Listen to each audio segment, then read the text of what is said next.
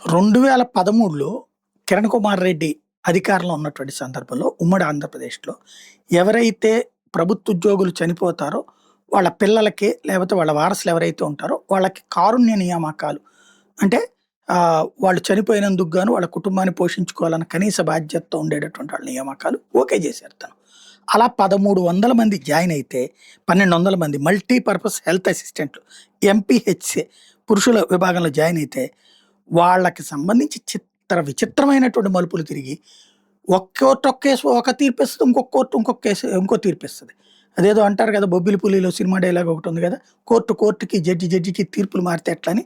ఇప్పుడు అట్లాంటిదే జరిగింది. 2003 సంవత్సరంలో ఉమ్మడి రాష్ట్ర ప్రభుత్వంలో సుమారు 2300 మంది ఎంపీహెచ్ఏ పోస్టుల భర్తీకి నోటిఫికేషన్ జారీ చేశారు. 2003 అంటే చంద్రబాబు నాయుడు అధికారంలో ఉండగా ఉమ్మడి రాష్ట్ర ముఖ్యమంత్రిగా ఉండగా నోటిఫికేషన్ ఇస్తే ఎలక్షన్స్‌కు ముందు ఇంటర్మీడియేట్ ప్లస్ డిప్లొమాని అప్పట్లో అర్హతగా పెట్టారు.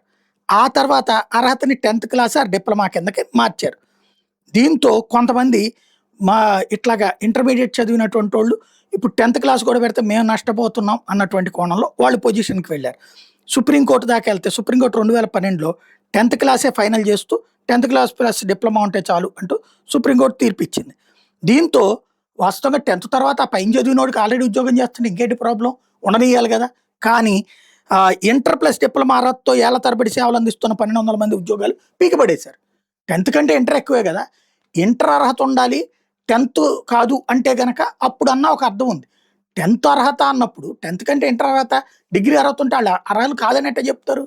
కానీ ఆ దిక్కుమాల కాదు చెప్పేసి 1200 మంది ఉద్యోగాలు పీకేశారు.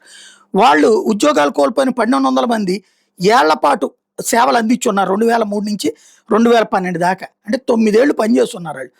వాళ్ళ సేవల్ని దృష్టిలో పెట్టుకుని 2013లో కిరణ్ కుమార్ రెడ్డి ప్రభుత్వం వాళ్ళని కాంట్రాక్ట్ పద్ధతిలో కంటిన్యూ చేసింది. ఈ కారుణ్య నియామకాలు కదా అన్నటువంటి ఉద్దేశం. అయితే దాన్ని మళ్ళీ కొంతమంది సవాల్ చేస్తే హైకోర్టుకి వెళ్తే తెలంగాణ హైకోర్టు ఆ నియామకాలన్నీ రద్దు చేసేసింది. అంటే రెండోసారి వాళ్ళు ఉద్యోగాలు కోల్పోయారు.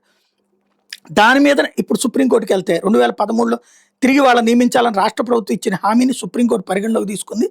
ఇది పూర్తిగా ప్రభుత్వ స్వతంత్ర నిర్ణయం అంటూ అంగీకరించింది. ఈ నేపథ్యంలో 2013 నియామకాలు రద్దు చేస్తూ హైకోర్టు ఇచ్చిన ఉత్తర్వును సుప్రీంకోర్టు కొట్టేసింది. 1200 మంది పిహెచ్సిల ఉద్యోగాల్ని కొనసాగించాలని స్పష్టం చేసింది. ఇంత గందరగోళం ఏంటంటే సరిగ్గా చెప్పాలంటే ముఖ్యక్కడ ఉంది, ఇట్లా చుట్టూ తిప్పారు. ఈ లోపు ఆ జీవితాలు 2003 నుంచి 22 సంవత్సరాల్లో ఎంత నరకం అనుభవించి ఉంటారు వాళ్ళు. ఎవరు బాధ్యులు దీనికి?